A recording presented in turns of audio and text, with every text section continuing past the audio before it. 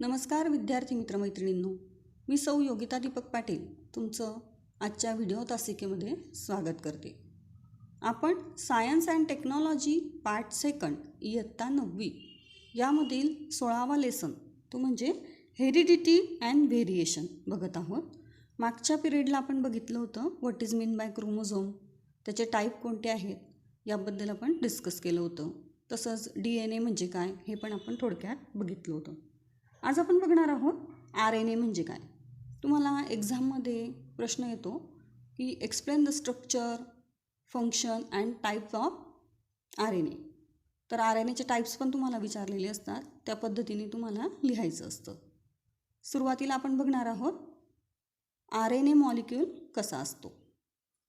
The RNA is a nucleic acid that is found both in nucleus as well as in cytoplasm. म्हणजे RNA हा न्यूक्लियसमध्ये पण असतो आणि सायटोप्लाझममध्ये सुद्धा असतो. It is made up of single strand that is twisted upon itself. The components of RNA are nucleotides which are made up of ribose sugar, phosphoric acid and nitrogenous bases. म्हणजे RNA हा असंख्य अशा न्यूक्लियोटाइड्सने बनलेला असतो आणि nucleotides हे रायबोस sugar, phosphoric acid आणि नायट्रोजिनस bases याच्यापासून बनलेले असतात. The 4 type of nitrogenous substance in the RNA are adenine, guanine, cytosine and uracil. Thymine is not present in RNA. लक्षात ठेवायचं आहे, RNAमध्ये थायमिन नसतं. Adenine and guanine are purines, while cytosine and uracil are pyrimidines of the RNA. This RNA is found both in nucleus as well as cytoplasm. आपण बघितलं आताच. The RNA is of 3 type according to its function. म्हणजे RNAच्या फंक्शननुसार त्याचे 3 भाग पडतात किंवा प्रकार पडतात. आपण एक एक बघणार आहोत. तुम्हाला डायग्रॅमही बघायची बघा, डायग्रॅममध्ये दाखवलं आहे. पहिला प्रकार आहे मॅसेंजर RNA किंवा त्याला mRNA सुद्धा म्हणतात. During the process of protein synthesis the messenger RNA molecule carries the information of coding a particular protein from genes, that means DNA chain. DNA is present in the cell nucleus, but the information is passed to the ribosomes in the cytoplasm with the help of messenger RNA. जिथे तुम्हाला लक्षात ठेवायचं आहे. Then later the proteins are synthesized in the ribosomes. म्हणजे protein हे रायबोझोममध्ये synthesis केले जातात. पुढचा प्रकार आहे रायबोझोमल RNA. त्याला rRNA सुद्धा म्हणतात. Ribosomal RNA is present in the ribosomes which are protein factories of the cell. लक्षात घ्यायचं इथे की हे काय आहे, protein factories of the cell. This rRNA molecule perform the function of protein synthesis. म्हणजे rRNAचं काम काय आहे की प्रोटीन सिंथेसिस. पुढचा प्रकार आहे ट्रान्सफर RNA, त्याला tRNA सुद्धा म्हणतात. The RNA molecule that transfers the amino acids according to the message of messenger RNA is called transfer RNA. It carries the amino acid to the ribosomes during the process of protein synthesis. पुढचा मुद्दा आपण बघणार आहोत तो आहे genetic disorders. Genetic disorder म्हणजे काय, अनुवंशिकीय विकृती. आता हा जेनेटिक डिसऑर्डर जे आहेत they are called genetic disorder because genetic disorders are cause due to abnormalities in the chromosomes and mutations in the jeans.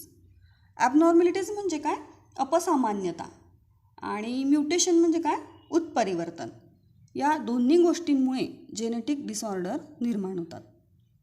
आता हे जेनेटिक डिसऑर्डर निर्माण होण्याचं कारण काय, तर causes of genetic disorders are changes in the number of chromosomes, increase or decrease in the number, म्हणजे क्रोमोझोमचे जे number आहे त्यांच्यामध्ये जर चेंज झाला, म्हणजे एखाद्या वेळेस जास्त झाला किंवा कमी झाला तर होऊ शकतो, किंवा deletion of any part of the chromosome, म्हणजे क्रोमोझोमचा एखादा भाग जो आहे तो लोप पावला असेल, म्हणजे कमी झाला असेल तेव्हा. आणि ट्रान्सलोकेशन ऑफ क्रोमोझोम्स, म्हणजे क्रोमोझोम जे आहे त्यांचं ट्रान्सलोकेशन म्हणजेच काय, स्थानांतरण जेव्हा झालं असेल तेव्हा हा आजार होऊ शकतो किंवा हे डिसऑर्डर होऊ शकतात. त्याचप्रमाणे बघा, तुम्हाला डायग्रॅम दाखवली आहे. ह्युमन कॅरिओटाईप, त्याला क्रोमोझोमल चार्ट म्हणतात. Mendel has shown in this experiment that they are twist two type of genes, dominant and recessive. If we take into account the number of chromosomes in the human cells, their sex-related type, the type of genes on the chromosomes, dominant and recessive, we can see where the genetic disorder originate and how they are inherited. आपण या चार्टवरून हे बघू शकतो. आपल्याला पुढचा point बघायचा आहे आता, disorders due to chromosomal abnormalities. आता क्रोमोझोमल ॲबनॉर्मॅलिटीजमुळे कोणते कोणते डिसऑर्डर्स निर्माण होतात हे आपल्याला बघायचं आहे. Down syndrome. Down syndrome is a disorder arising due to autosomal abnormalities. लक्षात घ्यायचं आहे कशामुळे होतो हा, ऑटोसोमल ॲबनॉर्मॅलिटीजमुळे. Down syndrome was the first discovered and describe chromosomal disorder in the human being. आता हा कशामुळे होतो, this disorder is also called as a trisomy 21 as the 21 chromosome occur thrice in such patient. Due to the extra 21 chromosome in each cell of down syndrome there are 47 chromosomes. म्हणजे यामध्ये 21 chromosome जे आहे, म्हणजे 21वे जे गुणसूत्र आहे यांच्या पेशीमध्ये 3दा असतं आणि त्यामुळे यांच्या शरीरात प्रत्येक पेशीत एकूण 47 गुणसूत्र असतात. म्हणजे किती, 47. This child are mentally retarded due to improper brain growth. म्हणजे यांच्या ब्रेनची ग्रोथ झालेली नसते. Their main symptoms include short height, short neck, flat nose, short finger, scanty hair, single horizontal crease on palm. आता यांच्यामध्ये आपल्याला काय आढळून येतं की असे जे लहान बालक असतं तर त्यांची मानसिक वाढ खुंटलेली असते, त्यामुळे ते मतिमंद असतात.